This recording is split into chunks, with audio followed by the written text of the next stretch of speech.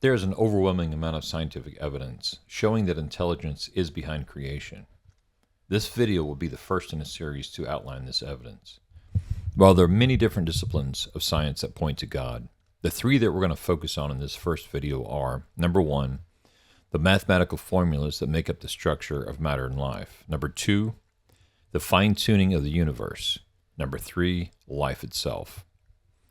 We're going to briefly cover these together as they are the strongest evidence of God.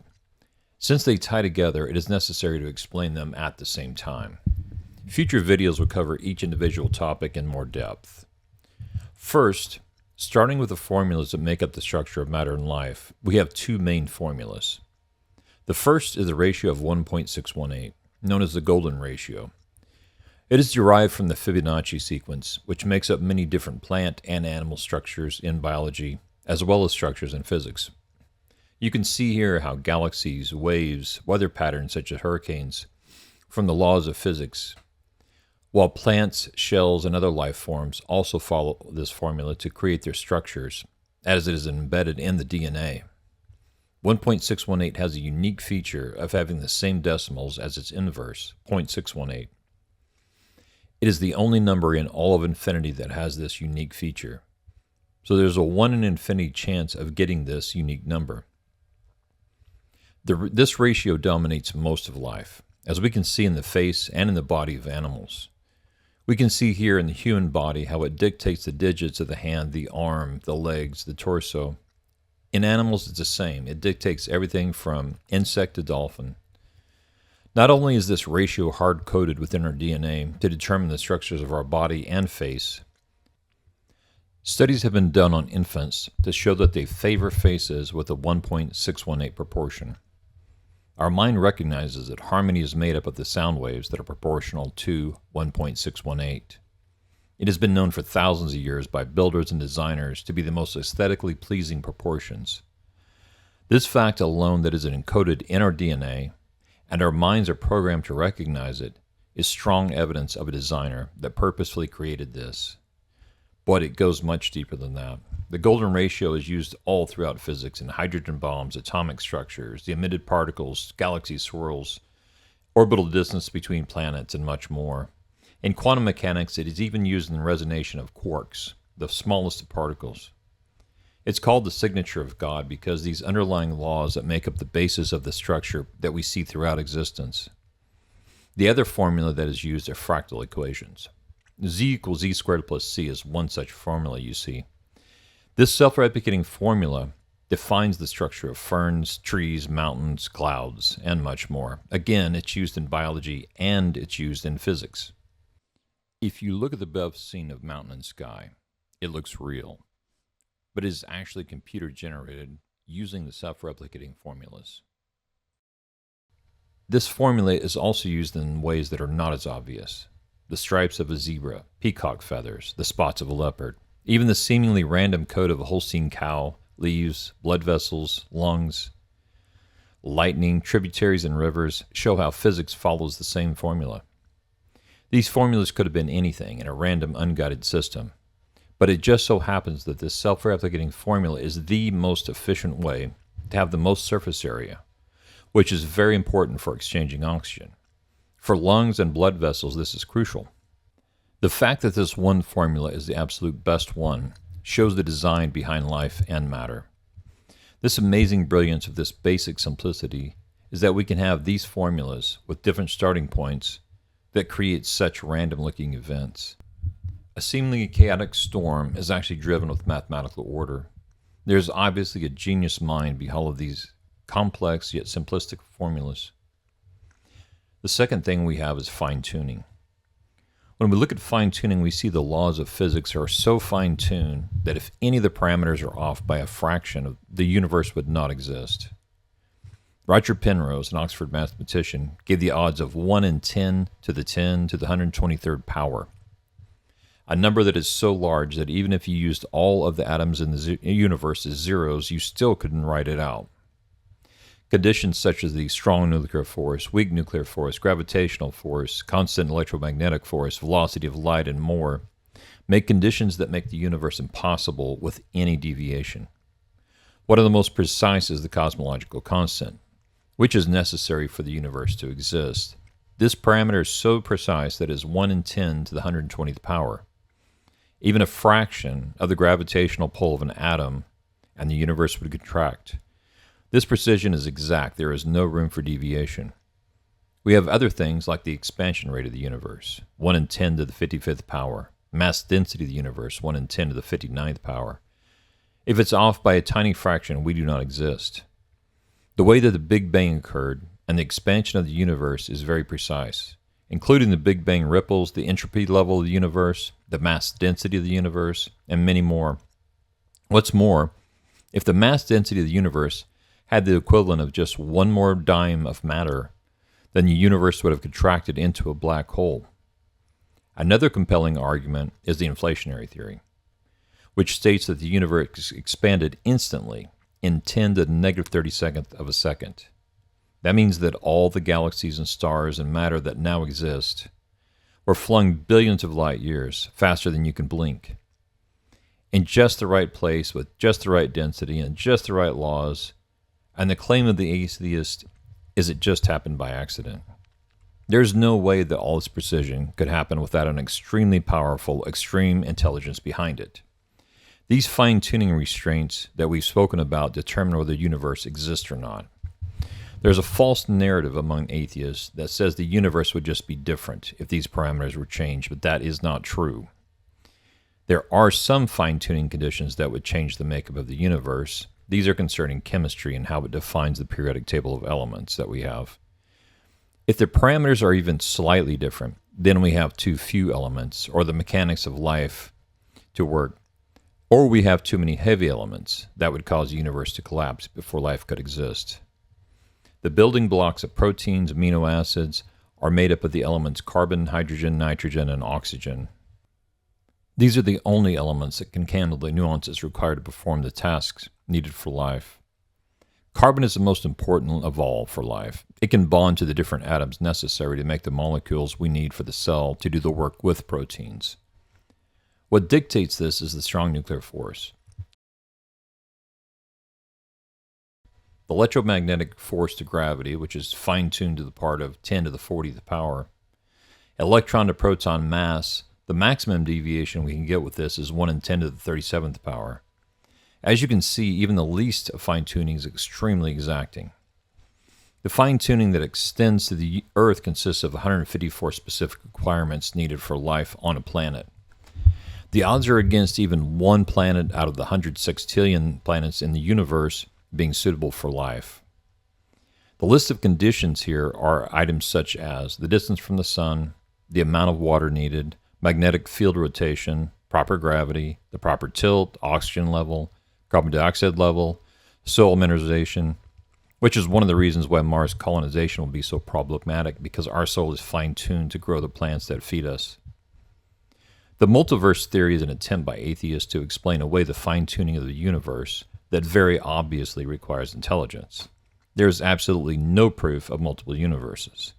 The atheists will accept this theory without any evidence, while rejecting God for lack of evidence.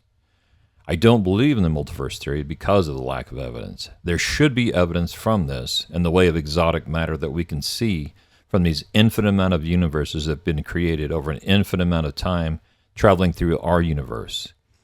It's a vain attempt explaining away fine-tuning with no basis in science or reality, because it has not been proven with any evidence or even a hint of what blind mechanism could create these imagined universes.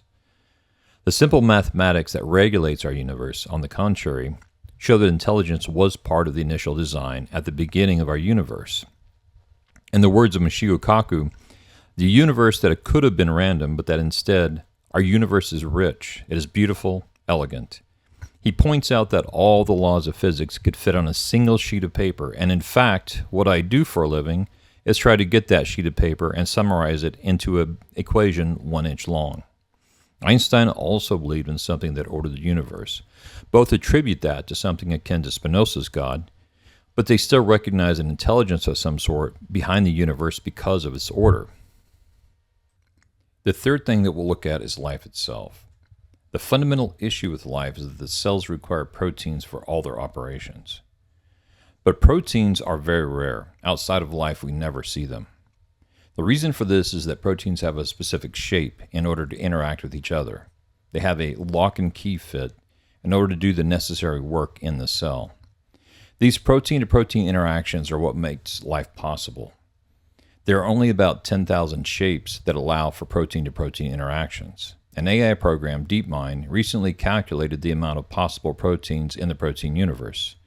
It calculated about 200 million proteins. While this sounds like a lot, there are 10 to the 390th power of combinations for an average 300 amino acid long protein. This makes the chance of getting a protein 1 in 10 to the 382nd power. Mathematically, this makes life impossible in both abiogenesis and evolution. In the protein universe, we have 60,000 protein families that are totally unrelated to each other. The odds of getting even one of these would be beyond miraculous. But to account for all 60,000 with evolution by mutation is far beyond the reach of chance. It can only be attributed to an intelligent engineer. We have over 20 million proteins that are known in life to be related.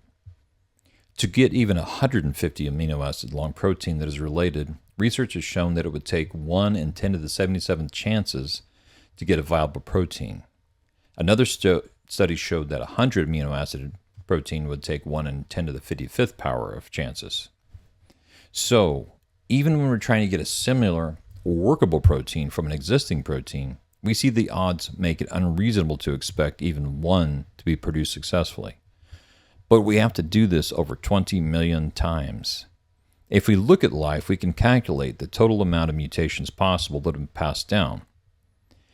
We've had life for approximately 3.5 billion years. There are an estimated 5 times 10 to the 30th power of bacteria on Earth. If we have 3.5 billion years with 5 times 10 to the 30th power of organisms with a 1-hour reproduction rate, then we have 3 mutations per generation, which is 1,000 times more than the actual 0.003. I give this to give evolution as much of an advantage as possible. Then we have 3.5 billion years times 80,760 hours in a year. 5 times 10 to the 30 power of the organisms times 3 mutations equals 4.6 times 10 to the 44th power of total mutations. So basically, we get around 10 to the 44th of mutations at the most, and that's giving evolution thousands of times more mutations than reality. While we need 10 to the 382nd tries just to get one average novel protein, and well over 10 to the 77th power to get a similar protein. So we can show that it is not possible for evolution by mutation to account for the diversity of life. It cannot even account for one protein that is similar, and it can definitely not account for novel proteins. It has absolutely no chance of creating new proteins, which is what evolution would require. This is a very simplified version of the problems of evolution. There are many more issues that I will cover in the future videos dedicated to just this subject. For now, I think we can see the mathematical evidence disproving the possibility of it happening. Abiogenesis suffers from the same problems as evolution. The folded shape of the proteins are so rare that we will not get them outside of life. The problems are much worse, though, when we get into abiogenesis, because we do not have the mechanisms of life to produce a protein even. So we have to rely on self-replicating chemicals that have never been found to create these miracle proteins. The chances of getting even one protein shape is beyond the realm of possibilities. But we need hundreds of proteins working together at the same time to make life. Fred Hoyle puts the odds of getting the 2,000 proteins necessary for rudimentary life at 1 in 10 to the 40,000 power. That's 1 with 40,000 zeros behind it. The mechanisms required to have a stable self-replicating cell are far beyond the ability of an unguided process. The things required for life and stable replication include hundreds of proteins that do not exist outside of life. There is no mechanism to fold them. To fold them, it requires molecular chaperones to fold the proteins, and proteasomes to destroy the misfolded ones. Otherwise, it kills the cell by clogging it up. We have to have ATP, without which proteins can do no work, which means you have to have the Krebs cycle, a complex 500-step system in place to make the proteins actually do the work after you miraculously get them. Then we have to have cell walls that let the proper nutrients in and out. We have the ability to communicate with the cell wall to detect outside stimuli to produce the proteins needed in the right amounts. Then we need the DNA to RNA system. Then we need the DNA that produces the proteins that produce the DNA. This is a classic chicken and egg. You need the DNA repair mechanisms, and I also need the DNA replication system. This is just the start of the problems for abiogenesis. I plan on doing a video later that gives more in-depth view of the issues that are plaguing it. It is obvious that belief in God is the most logical conclusion to arrive at when faced with the facts of science. The idea that it could just happen by chance requires a stretch of faith, with mathematical miracle upon a miracle required to get from beginning of the universe to mankind. The atheist would have you believe that only ignorant, uneducated people believe in an intelligent creator, but 51% of scientists believe in God or a higher power, while only 17% identify as an atheist. These are intelligent, highly educated people that believe that something created the universe. Interestingly enough, 8 out of 10 of the smartest people in the world believe in God. 6 of those 10 are Christian. The atheist would make you think that only stupid people believe in God. This is not true. The evidence points to the same God that created the universe also creating life, because of the mathematics that dominate both of those in their structures. It is the simplest and most logical conclusion based on the evidence. The statistical miracles required for an unguided process to have been responsible for matter and life are too much to be considered reasonable to believe. This was a quick overview of the subject. I'll be making more in-depth videos on the topic of the scientific evidence of God. If you are interested in this subject, then subscribe to be alerted when I release them. Thank you for watching.